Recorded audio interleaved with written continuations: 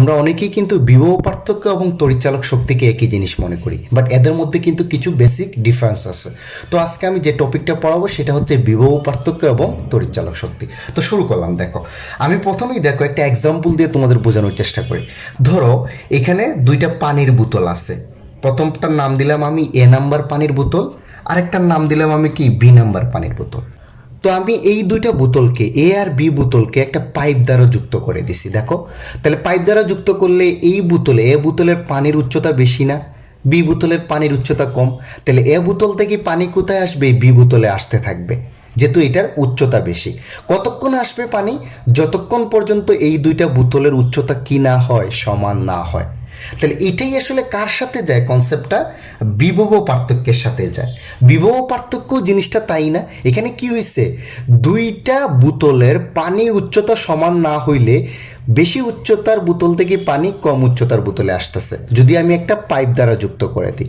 Similarly তুমি চিন্তা করো, তোমার কাছে দুইটা গোলক আছে, ওকে?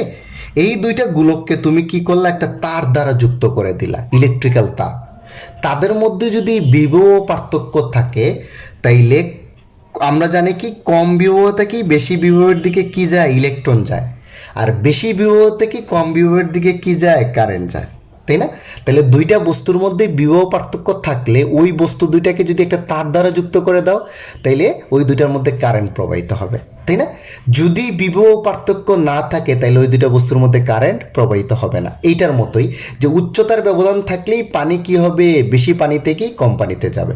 এখানে সেম কনসেপ্ট, যদি বিভব পার্থক্য থাকে, কারেন্ট বেশি বিভব থেকে কোথায় যাবে? কম বিভবে যাবে। এখন আমি দেখলাম যে কতক্ষণ পর্যন্ত পানি ফ্লো করবে? যখন এই দুইটার উচ্চতা সমান হয়ে যাবে। এখানেও তাই বিভব পার্থক্য যখন দুইটা সমান হয়ে যাবে, কারেন্টের ফ্লোটা বন্ধ হয়ে যাবে।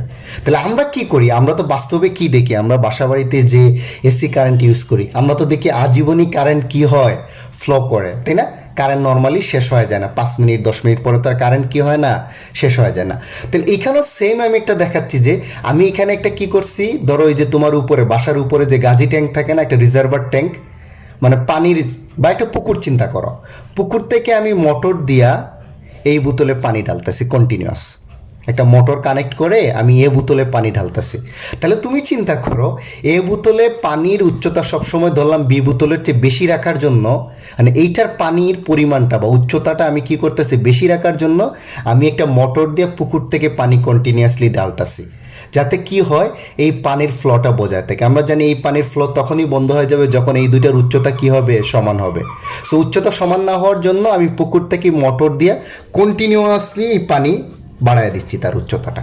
তাহলে এখানে একটা যন্ত্রের মাধ্যমে আমি কি করতেছি, বা একটা যন্ত্রের সাহায্য নিয়ে এটার উচ্চতা বাড়ায় দিচ্ছি, যাতে পানির ফ্লোটা কি থাকে? সবসময় বজায় থাকে। তো সেম জিনিসটা এখানেই, যে আমি জানি যে এই দুইটা বস্তুর মধ্যে যদি বিভব পার্থক্য বা পটেনশিয়াল ডিফারেন্স থাকে, তখনই কারেন্ট প্রবাহিত হবে। তাহলে এই দুইটা বস্তুর বিভব পার্থক্য আমাকে বজায় রাখতে হবে। তাহলে এই বজায় রাখার জন্য আমি একটা কোষ বা জেনারেটর ব্যবহার করব, যে আমাকে কি করবে? এই দুইটা বস্তুর বিভব পার্থক্য সবসময় বজায় রাখতে সাহায্য করবে, তাই না? তাইলে আমি দেখলাম যে এখানে এই পানির যন্ত্রের মতো বা মোটরের মতো, এ যেমন পানির উচ্চতা বজায় রাখতেছে, আমার বিভব পার্থক্য বজায় রাখতেছে কে? কোষ বা জেনারেটর।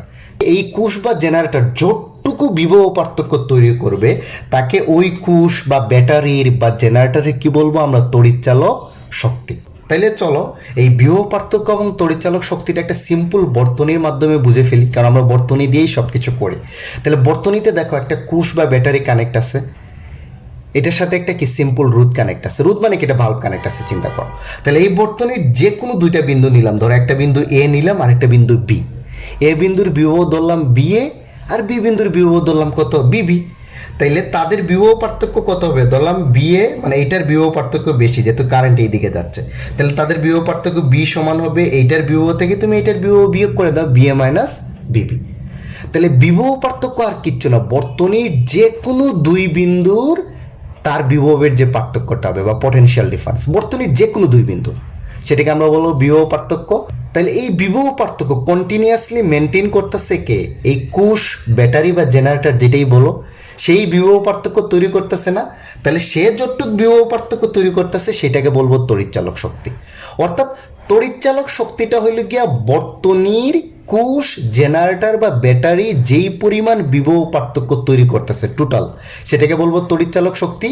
তাহলে এখন তোমরা এই সিম্পল বর্তনীটা দেখো, এখানে একটা কোষ আছে যার তড়িৎচালক শক্তি ই, এবং এই কোষের অভ্যন্তরীণ রোধ মানে কোষের রোধ কত দেয়া আছে ছোট আর, এর সাথে আমি একটা কি রোধ কানেক্ট করে দিছি। তাহলে বিভব পার্থক্য আর কিচ্ছু না, তোমরা এই বর্তনী দেখতেছো না, বর্তনীর যে কোনো দুইটা বিন্দু, এইটা হইতে পারে তাদের বিভবের পার্থক্য, অথবা এইটা হইতে পারে, যে কোনো দুইটা বিন্দু বর্তনীর, কোষ বাদে কিন্তু কোষটা কাউন্ট করতে পারবে না, বর্তনীর যে কোনো দুইটা বিন্দুর বিভবের পার্থক্যই আমরা বলবো বিভব পার্থক্য। এটা আমরা হিসাব করবো কেমনে? সাপোজ ধরে নাও এই কিউ কুলম্ব চার্জকে আমরা এ বিন্দু থেকে কোথায় পুরা বর্তনী ঘুরে কোথায় আনবো? বি বিন্দুতে।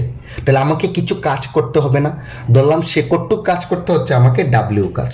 তাহলে বিভব পার্থক্য আর কিচ্ছু না, ডাব্লিউ বাই কিউ। অর্থাৎ এক কুলম্ব চার্জকে বর্তনীর এক বিন্দু থেকে আরেক বিন্দুতে আনতে তোমাকে যতটুক কাজ করতে হবে তাকে আমরা বলবো বিভব পার্থক্য।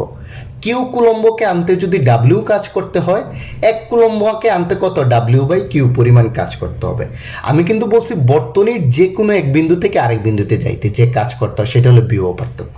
আর ইএমএফ বা তড়িৎচালক শক্তি কি দেখো, তোমাকে কিউ কুলম্ব চার্জকে এ বিন্দু থেকে শুরু করে পুরা বর্তনী ঘুরে কোষ পার হয়ে আবার কোথায় আসতে হবে? এ বিন্দুতে আসতে হবে, সেম বিন্দুতে। বিভব পার্থক্যের ক্ষেত্রে আমি কি বলছিলাম? এক বিন্দু থেকে আরেক বিন্দুতে, বর্তনীর যে কোনো দুই বিন্দুতে, তাই না? আর তড়িৎচালক শক্তির ক্ষেত্রে বলতেছি এক বিন্দু থেকে যাত্রা শুরু করে পুরা কোষ টুস ঘুরে আবার ওই বিন্দুতে আসতে তোমাকে যতটুক কাজ করতে হয় সেটাকে বলতেছি আমি তড়িৎচালক শক্তি। তাহলে সংজ্ঞা একই, ই সমান আসবে কত? W by Q. ওকে, আবারও বলি, তড়িৎচালক শক্তি হচ্ছে যে বিন্দু থেকে কিউ কুলম্ব চার্জ নিছো পুরা চার্জটাকে ঘুরে আবার কোষ পার হয়ে আবার ওই বিন্দুতে আসবা, তাহলে তোমাকে যতটুক কাজ করতে হয় সেটাকে বলবো তড়িৎচালক শক্তি।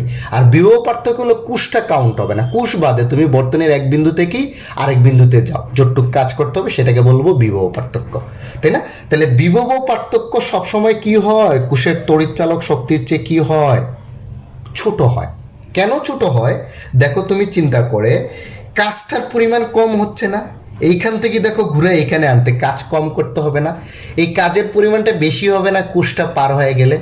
তাহলে সেম কনসেপ্টে দেখো তো, ডাব্লিউর মান বিভব পার্থক্যের ক্ষেত্রে একটু কম পাবা, ইএমএফ এর ক্ষেত্রে বেশি পাবা, তাই ই এর মানটা সবসময় বিভব পার্থক্যের চেয়ে কী হয়? বেশি হয়। আরেকভাবে সংজ্ঞা দেয়া যায়, আমরা কি জানি বলো তো, যদি এখানে কোষের তড়িৎচালক শক্তি কিন্তু ই, তাই না? আর তার অভ্যন্তরীণ রোধ হইল কত?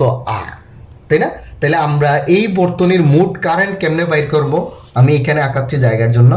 আই ইকুয়াল টু কত জানি আমরা? ই বাই আর প্লাস আর। এটা হলো আর, হলো বর্তনীর রোধ, আর এই আরটা হলো কোষের রোধ। ওকে, তাইলে আমরা ই সমান কত লিখতে পারি? গুণ করে দিলে আইআর প্লাস আইআর। এই আইআর মানেই হচ্ছে এই বর্তনীর দুই প্রান্তের বিভব পার্থক্য, অর্থাৎ ই সমান কত? V plus IR. তাইলে দেখাই যাচ্ছে যে ই এর মানটা, এইটাই কিন্তু সর্বোচ্চ বিভব। এই কোষের দুই প্রান্তের বিভব পার্থক্য নিলে এইটাই যে কোনো বর্তনীর জন্য সর্বোচ্চ বিভব পার্থক্য। ওকে, তাহলে ই সমান কত? V plus IR. দেখা যাচ্ছে যে সর্বোচ্চ বিভব পার্থক্যের চেয়েও তুমি আইআর পরিমাণ বিভব কি পাবা? কোষের তড়িৎচালক শক্তি হিসাবে বেশি পাবা।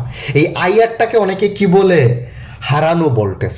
কারণ এই কোষের ভিতরে তার নিজেরও কিছু কি আছে? রেজিস্ট্যান্স বা অভ্যন্তরীণ রোধ আছে। সে যখন বিভব পার্থক্য তৈরি করে তার ভোল্টেজের কিছু অংশ তার ভিতরে কারেন্ট পাস করতে ব্যবহৃত হয়ে যায়। এই কারণে এই ভোল্টেজটা আসলে কি আমার প্র্যাকটিক্যাল ক্ষেত্রে কাজে লাগতেছে না, এই কারণে এটাকে বলা হয় হারানো ভোল্টেজ বা লস্ট ভোল্টেজ। ওকে, এই আইআর। তাহলে আমরা সবসময় বলতে পারি না ই এর মানটা কায়ের চেয়ে বেশি, ভি এর চেয়ে বেশি। ওকে, আরেকটা জিনিস তোমাদের এমসিকিউ এর জন্য বলে দিই, কারেন্ট ফ্লো যদি হয় তাহলে সবসময় ই এর মানটা ভি এর চেয়ে বড় হবে। এখন যদি কারেন্ট ফ্লো না হয়, কারেন্ট নাই মানে আই ইকুয়াল টু জিরো, এখানে কারেন্ট ফ্লো হচ্ছে না, তাহলে সবসময় মনে রাখবা বি আর ই এর মানটা কি হবে? সমান হবে। তখন তুমি এই দুই প্রান্তের বিভব পার্থক্য মাপো আর তার তড়িৎচালক শক্তি মাপো, সমান পাবা। কারেন্ট যদি ফ্লো না হয়, আর কারেন্ট ফ্লো হইলে বললাম তো কিছু অংশ কি তার ভিতরে কারেন্ট প্রবাহিত হইতে কাজে লাগে, তাই ই এর মানটা সবসময় বি এর চেয়ে কি হবে? বেশি হবে। অর্থাৎ সর্বোচ্চ বিটা হচ্ছে এইখান থেকে একটা জিনিসকে পুরো বর্তনী ঘুরে এইখানে আনা, এটাই হলো সর্বোচ্চ বিভব পার্থক্য। এই কোষের ভিতরের যে আইআরটা কাউন্ট করা হয় না, তার মানে ই এর মানটা বি এর চেয়ে সবসময় বেশি হবে যদি বর্তনীতে কারেন্ট ফ্লো করে। আর কারেন্ট ফ্লো না করলে কি হবে, বি আর ই এর মানটা সবসময় কি হবে, সমান হবে। তাহলে আমি সংজ্ঞাটা এখানে লিখে রাখছি, দেখো তো বিভব পার্থক্যের সংজ্ঞা, যার কারণে ইলেকট্রন কম পোটেনশিয়াল হতে বেশি পোটেনশিয়ালে বা এক জায়গা থেকে অন্য জায়গায় যায়, তাকে আমরা কি বলি, বিভব পার্থক্য। কারণ দুইটা বস্তুর মধ্যে বিভব পার্থক্য থাকলেই ইলেকট্রন কি হচ্ছে, কম পোটেনশিয়াল থেকে বেশি পোটেনশিয়ালে যাচ্ছে না, অথবা এক জায়গা থেকে আরেক জায়গায় যাচ্ছে না, এটাকেই বলবো বিভব পার্থক্য। তড়িৎচালক শক্তি কি, বর্তনীতে আমি দেখছি যে কন্টিনিউয়াস কারেন্টটা বজায় রাখতে আমাকে বিভব পার্থক্য তৈরি করতে হয়, তাই না? তাইলে একটা ব্যাটারি বা জেনারেটর বা কোষ যেই পরিমাণ বিভব পার্থক্য তৈরি করে তাকে তার তড়িৎচালক শক্তি বলবো। তাহলে ইএমএফ বলো আর ভি বলো, দুইটাকেই আমরা কিভাবে বের করবো, ডাব্লিউ/কিউ দ্বারা। বাট এই ক্ষেত্রে ডাব্লিউটা হচ্ছে বর্তনীর এক বিন্দু থেকে আরেক বিন্দুতে নিতে তোমাকে যতটুকু কাজ করতে হবে চার্জকে। আর এই ক্ষেত্রে ইএমএফ এর ক্ষেত্রে ডাব্লিউ হচ্ছে বর্তনীর এক বিন্দু থেকে শুরু করে পুরো বর্তনী ঘুরে আবার ওই বিন্দুতে ফিরে আসবা। তাহলে যে কাজ করতে হয় সেটাকে আমরা বলবো ইএমএফ বা তড়িৎচালক শক্তি। ওকে, এখন তোমাদের একটা মজার ইনফরমেশন দেই। বিজ্ঞানী ভোল্টাস যখন ব্যাটারি আবিষ্কার করছে, ব্যাটারি মানে কি, পেন্সিল ব্যাটারি বা আমরা যে ডিসি ব্যাটারিগুলো ইউজ করি, তো উনি দেখলো এই ব্যাটারি দিয়ে আমরা কি করতে পারি, লাইট জ্বালাইতে পারি, আবার আমরা কি করতে পারি, ফ্যান চলে এই ব্যাটারি দিয়ে। মানে ব্যাটারির ধনাত্মক আর ঋণাত্মক প্রান্তে যদি লাইটের দুই প্রান্ত যোগ করে দেই, ফ্যানের দুই প্রান্ত যোগ করে দিই, তাহলে লাইট জ্বলবে, ফ্যান চলবে। তাইলে তখন বিজ্ঞানীরা মনে করছে যে এই ব্যাটারির ভিতরে এক প্রকার শক্তি আছে বা বল আছে, যে কি করতেছে, লাইট জ্বালাচ্ছে, ফ্যান চালাচ্ছে। তাই তখন এটার নাম তারা দিছে কি, তড়িৎচালক শক্তি বা ইলেকট্রোমোটিভ ফোর্স। তাই অনেকে এটাকে কি বলে, তড়িৎচালক শক্তি বলে বা বল। আসলে কিন্তু এটা শক্তিও না, আবার কি না, বলও না। যেহেতু নামটা একবার এস্টাবলিশ হয়ে গেছে, মানে একবার নাম চলে আসছে, তাই এই নামটার সহজে যায় না, আমরা এই নামেই এটাকে চিনি বা জানি। বাট যখন তারা আবিষ্কার করছে, তারা ওই কনসেপ্টে কিন্তু এই নামটা দিছে যে এটার ভিতরে এক প্রকার শক্তি আছে, যে ফ্যান চালাচ্ছে, লাইট জ্বালাচ্ছে, তাই না? বাট বাস্তবে কিন্তু তড়িৎচালক শক্তি শক্তিও না, বলও না। ফিজিক্সের ভাষায় আমরা জানি শক্তি এক জিনিস, বল আরেক জিনিস। তাইলে আমরা কি বলতে পারি, তড়িৎচালক শক্তি বল বা শক্তি নয়, এটা হলো এক প্রকার কাজ, work per unit charge, work per unit charge. এটা আমরা বের করবো কেমনে, ডাব্লিউ/কিউ দ্বারা। এখন দেখো এখানে 30 কুলম্ব আধানকে বর্তনীর এক বিন্দু হতে সম্পূর্ণ বর্তনী ঘুরিয়ে আনতে তোমাকে কতটুক কাজ করতে হয়, 90 জুল। পুরা বর্তনী কিন্তু এই যে এইখান থেকে শুরু করে পুরা বর্তনী ঘুরে ওই বিন্দুতে ফিরে আসছি, তাহলে এটা কি তড়িৎচালক শক্তি না? এক বিন্দু থেকে যদি আরেক বিন্দু বলতো, সেটা হলো বিভব পার্থক্য। তাহলে আমরা তড়িৎচালক শক্তির সূত্র কি জানি, ই সমান ডাব্লিউ/কিউ। এখানে চার্জের মান দেয়া আছে 30 কুলম্ব, কিউ এর মান। আর সম্পূর্ণ ঘুরিয়ে আনতে তোমাকে কাজ কতটুক করতে হয়, 90 জুল। কাটাকাটি করো, দেখবা 3 জুল পার কুলম্ব। এই 1 জুল পার কুলম্বকে আমরা কি বলি, ভোল্ট। ওকে, তাইলে তড়িৎচালক শক্তি বা বিভব পার্থক্যের একক কিন্তু ভোল্ট। এটা এমসিকিউ এর জন্য মনে রাখবো, 1 ভোল্ট মানে 1 জুল পার কুলম্ব। তাইলে এখন তোমাকে যদি বলে বর্তনীর তড়িৎচালক শক্তি 1.5 ভোল্ট আর বিভব পার্থক্য 1.5 ভোল্ট বলতে কি বুঝো, তাহলে একটু জিনিস আবার বলে দেয়। তড়িৎচালক শক্তি 1.5 ভোল্ট বলতে বোঝায় বর্তনীর এ বিন্দু থেকে, সাপোজ ধরে নাও 1 কুলম্ব চার্জকে পুরো বর্তনী ঘুরে আবার এ বিন্দুতে নিয়ে আসতে তোমাকে 1.5 জুল কাজ করতে হবে।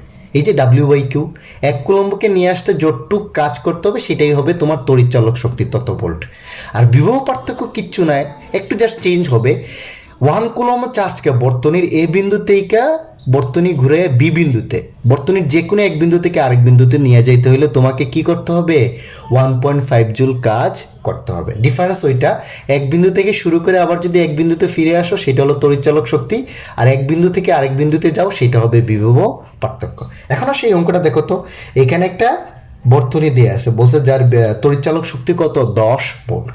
বলছে 20 কুলম্ব চার্জকে এ বিন্দু থেকে পুরা বর্তনী ঘুরে আবার এ বিন্দুতে আনতে ডাব্লিউ পরিমাণ কাজ করতে হয়, ডাব্লিউ এর মানটা।